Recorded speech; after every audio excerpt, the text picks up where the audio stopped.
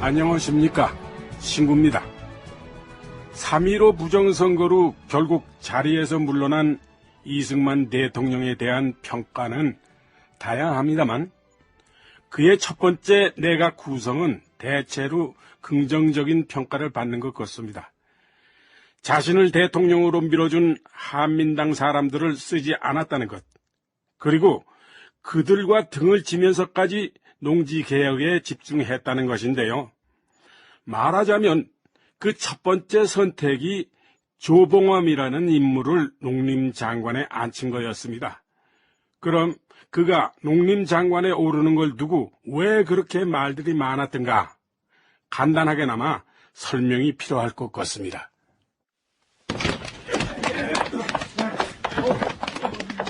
아니 뭐야? 아무도 없잖아. 어쩌죠? 어제까지도 멀쩡하던 사무실이 이렇게까지 빈 걸 보면 정부가 누설됐어. 샅샅이 뒤져. 샅샅이 뒤져. 이쪽으로 가봐. 1946년 3월 중순 미군 방첩대가 인천의 한 사무실을 덮쳤다. 민주주의 민족전선 인천지구 사무실. 이곳은 공산주의자 조봉암의 사무실이었다. 조봉암은 광복과 함께 귀국하면서 인천에서 치안유지회 등을 조직했고 조선공산당 중앙간부 겸 인천지구 민전의장을 지내고 있었다. 이것 좀 보십시오. 편지잖아. 존경하는 박헌영 동무? 이게 뭐지? 아니, 박헌영이라면...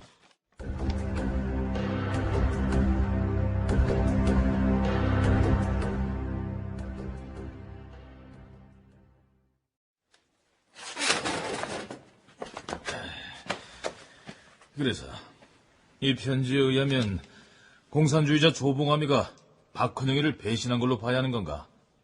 그런 것 같습니다. 그런 것 같습니다가 뭐야? 적어도 이 편지는 초고에 불과합니다. 정서를 해서 다시 보냈던지 아니면 아예 보내지 않았을 수도 있지 않습니까? 그러니까 생각만 그렇게 했을 수도... 그런데 조봉암이가 이 편지를 돌려달라고 했다면서? 예. 일단 3일 이내에 반환하겠다고 약속했습니다. 누구 마음대로 약속을 해? 죄송합니다. 우선 난 이 내용을 보고할 테니까 기자들한테 연락해. 어떤 기자들 말입니까?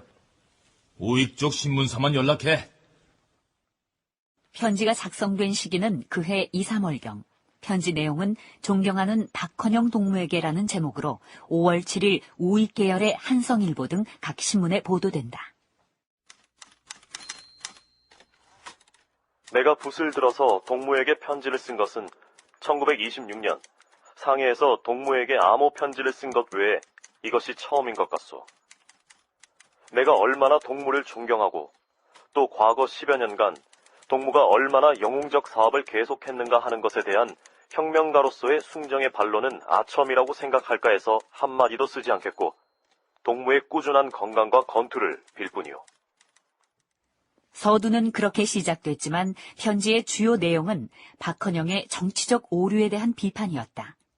첫째, 인민위원회가 조직이나 운영 면에서 문제가 많다. 둘째, 민전의 공산당원이 과대히 침투하여 비당 군중의 능동적 행동을 스스로 제약하고 있다. 셋째, 모스크바 삼상회의 지지투쟁의 방침은 진실로 옳았지만 기술적으로 졸렬했기 때문에 군중들로부터 배신자로 낙인 찍혔다. 넷째, 무원칙하다. 다섯째, 종파적이다. 이 편지가 신문지상에 공개된 점에 대해서 조봉암은 다음과 같이 한변했다. 내가 각 신문에 투고한 것이 아니고 반동파들의 모략인 것이다. 3월 중순경에 인천 CIC에서 민전회관을 불시에 습격하여 현장에 있던 나의 몸을 수색한 일이 있다.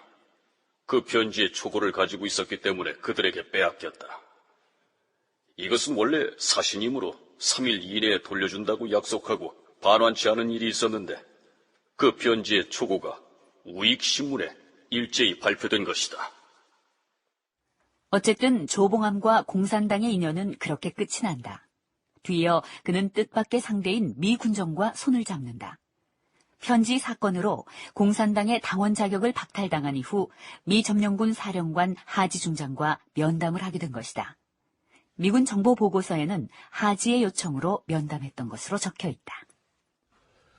조선의 완전한 독립을 위한 조 선생의 노력을 익히 알고 있습니다. 뵙게 돼서 반갑습니다. 조선 사람이라면 누구나 그런 정도의 일은 해야지요. 역시 투철한 신념이 배어나오는 말씀이요. 조 선생께서 좌우 합작을 위해 노력을 아끼지 않겠다는 의지도 전해 들었습니다. 더는 민족 분열이 있어서는 안 된다는 생각 때문이지요. 공감합니다. 오늘날 조선에서 극주화나 극우는 한 줌밖에 안 됩니다. 그것도 알고 있습니다. 약 5% 정도에 지나지 않죠. 그런데 문제는 우리 민족이 분열되는 것은 바로 그 5%밖에 안 되는 극좌, 극우 때문입니다. 그래서 저도 되도록 좌우 합작을 요구하고 있습니다. 그렇다면 이 혼란을 어떻게 하면 극복할 수 있겠습니까?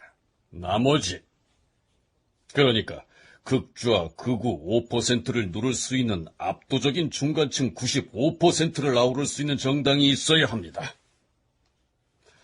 저는 그것을 만들어 보려고 합니다. 조 선생의 그런 판단 적극적으로 찬성입니다. 그런데 굳이 조 선생 혼자서 그 큰일을 감당할 필요가 있습니까? 그럼 누군가와 손을 잡으라는 말씀이요? 그렇습니다. 여운형, 김규식 씨도 좌우 합작운동을 벌이려고 준비 중입니다.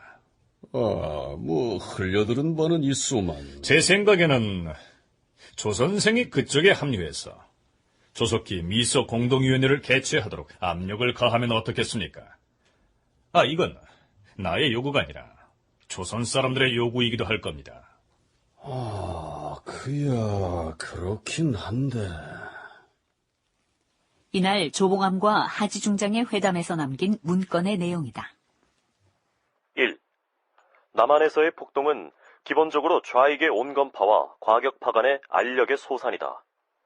식량 부족, 열악한 노동 조건, 친일파에 대한 비난 등은 선전상의 주요 대상이지만 사실 그것들은 사소한 문제에 불과하다. 2. 조봉암 씨는 극좌와 극우 간의 합작이란 있을 수 없다는 견해를 견지하고 있으며 남한에서의 폭동이 박헌영의 소련 공산당 본부에 의한 사주로 일어난 것이라고 말하고 있다. 3. 군정에 대한 반대는 미국에 대한 것이 아니라 인민을 착취하고 있는 한국 기회주의 분자들에 대한 것이라고 그는 말하고 있다. 그런데 해방 공간에서 좌우 중간 세력을 모으기 위해 노력하던 조봉암은 뜻밖의 암초에 부딪힌다.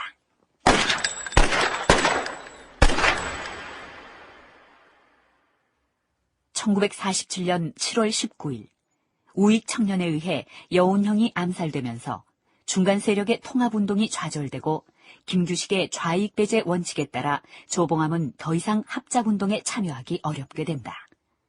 이미 공산당에서도 배제된 그가 갈 수 있는 곳은 없었다.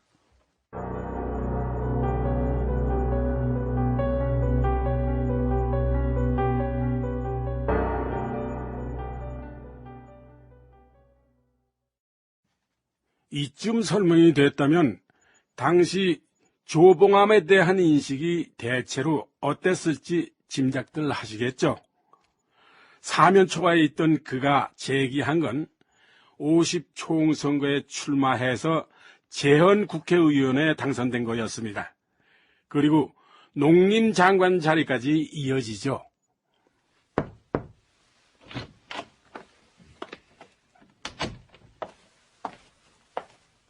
사령관님, 준비됐습니다. 노블 고문.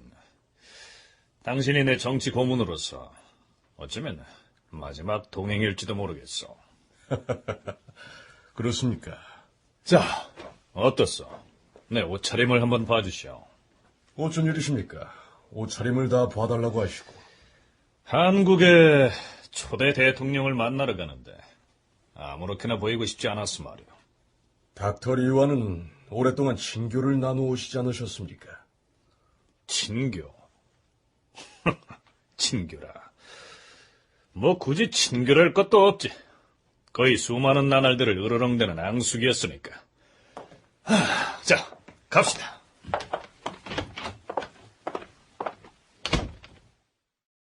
(50) 총선이 끝난 지 70여일 후, 그러니까 이승만 대통령의 취임식을 3일 앞둔 7월 21일, 하지는 여느 때 모습과는 달리 말쑥한 정장 차림으로 정치고문 노블과 함께 관절을 나섰다.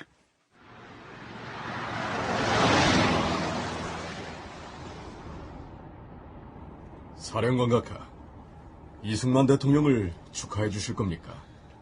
그러려고 가는 거 아니오. 그렇다면 과거의 앙금도 털어버리시죠.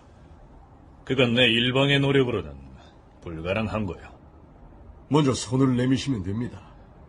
물론 내가 먼저 손을 내밀고 각하 대통령 당선을 축하합니다 하고 인사는 해야겠지. 초대 대통령으로 국회에서 당선됐다는 소식을 들으시고 전화통화는 안 하셨습니까? 충분히 예상하고 있던 일에 굳이 감정 낭비하고 싶지 않았어. 그렇다면 이 화장도 처음이시겠군요. 그래서인지 약간 긴장이 되는구만. 호랑이 굴을 찾아 들어가는 것처럼 말이오. 하지가 주둔군 사령관으로 부임한 이래 이승만의 사저인 이 화장을 방문한 것은 그때가 처음이었다. 오전 10시 정각, 하지의 승용차가 이 화장 정문에 도착했다. 백발의 이승만은 문 앞에서 활짝 웃으며 하지를 영접했다.